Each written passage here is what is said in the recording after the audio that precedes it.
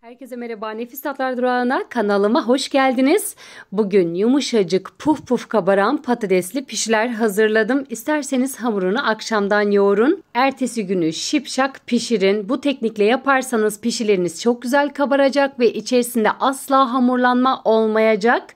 Tüm detaylarını sizler için paylaştım. Sizleri daha fazla bekletmeden hemen tarifime başlıyorum.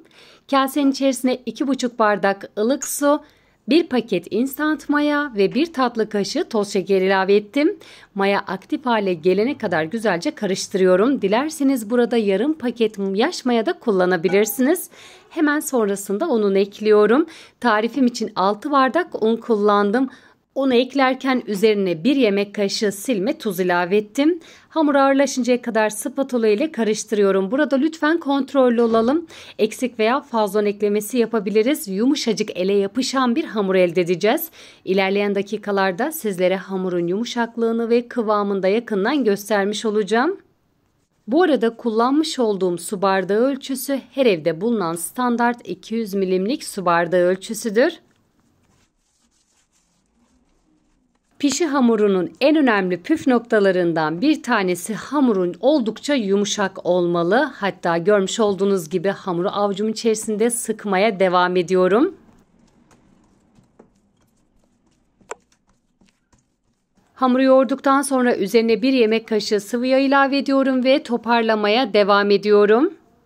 Hamur sıvı yağ sayesinde kolaylıkla toparlanmış olacak. Hamuru açarken bezeleme işleminde un kullanma gereği duymayacağız.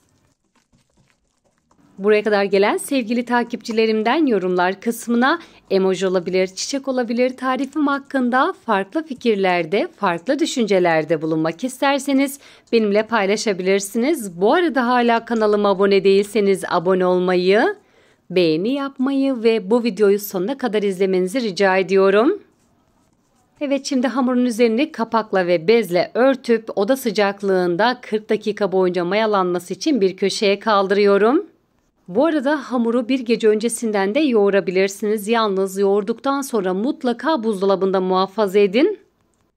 Ve şimdi iç harcını hazırlıyorum. 3 adet patatesi iri iri doğradım ve haşladım. Sıcak sıcak ezdikten sonra üzerine 1 adet küçük ince kıyılmış soğan ve baharatlarını ekliyorum. Pul biber, tuz ve karabiber kullandım. Burada dilediğiniz iç harcını ve dilediğiniz baharat çeşidini kullanabilirsiniz. Ben patatesle hazırlamayı tercih ettim. Kaşar peynirli, kıymalı, sade soğanlı hepsi birbirinden lezzetli olacak. Bana güvenerek gönül rahatlığıyla tarifimi sizler de hazırlayabilirsiniz. İster 5 çayına, ister kahvaltıya, isterseniz misafir sofrasına. Açıklamalar kısmına malzemelerimi ekliyorum. Oradan da ulaşabilirsiniz ve artık hamur mayalandı. Şimdi hamurun ilk havasını alacağım. Havalar çok sıcak. 30 veya 40 dakika içerisinde hamur 2 katına çıkacak. Oda sıcaklığında beklettiğim hamurun ne kadar güzel kabardığını sizler de görüyorsunuz. Üzerinde kapak değil de streç olsaydı eğer kaseden taşmıştı. Ve şimdi hamurun havasını alacağım. Burası da oldukça önemli. Pişilerin içerisinde maya kokusu olmaması için, çok güzel kabarabilmesi için mutlaka ilk havasını alalım.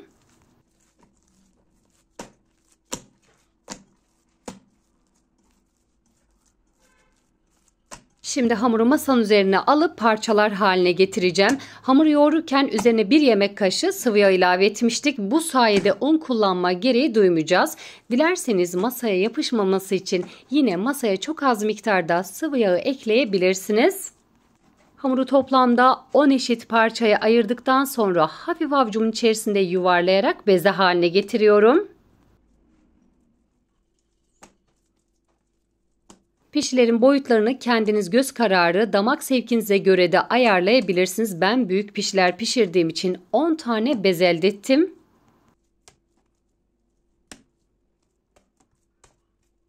Çok yumuşak ve yağlı bir hamur olduğu için fazla uğraşmıyorum. Sadece avucumun içerisinde aynı orantıda bezeler hazırlamaya özen gösteriyorum.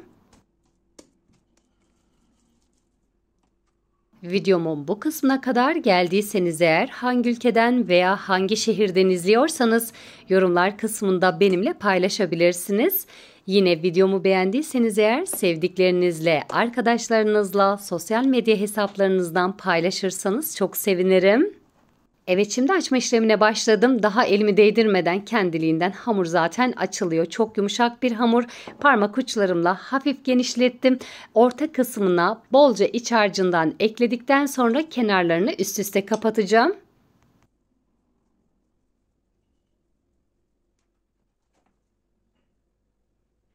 Evet, sizlerin de gördüğü gibi pişinin şeklini kolaylıkla vermiş olacağız. İsterseniz teker teker yaparak kızartma işlemi yapın. İsterseniz tümünü hazırladıktan sonra kızartma işlemine başlayabilirsiniz.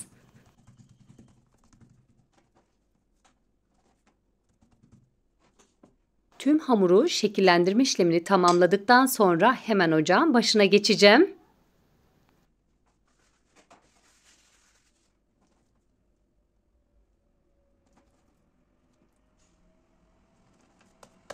Tavayı ocağa aldıktan sonra üzerine 1 su bardağı ortalama sıvı yağ ilave ettim. Yağ ısındıktan sonra hamuru kızartmaya başlıyorum.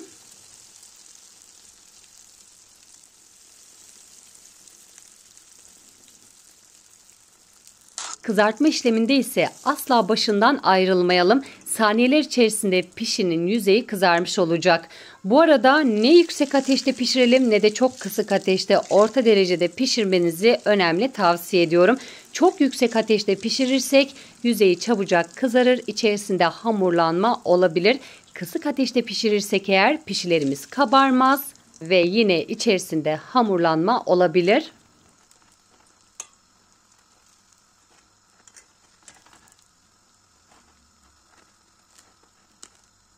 Çok basit bir yöntem, inanılmaz harika bir lezzet. Bu yöntemle yapın, asla pişman olmayacaksınız. Sürekli yapmak isteyeceksiniz.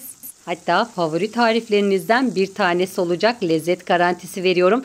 Bana güvenerek tarifimi gönül rahatlığıyla yapabilirsiniz.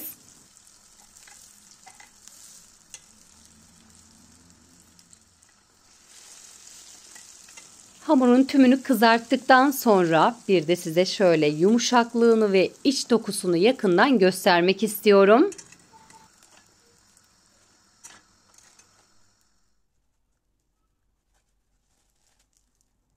Evet, sizlerin de gördüğü gibi pişiler yumuşacık oldu ve ne kadar güzel kabardığını sizler de görüyorsunuz. Hazırladığım pişilerin içerisinde asla hamurlanma olmadı. Bu arada patatesin içerisine eklediğim 1 adet küçük boy kuru soğan patatesin lezzetine lezzet kattı. Yine bir tarifimin daha sonuna geldim. Bir sonraki tarifimde görüşmek dileğiyle. Beni izlediğiniz için hepinize çok teşekkür ediyorum. Şimdiden hazırlayacak olanlara afiyet olsun. Hoşça kalın.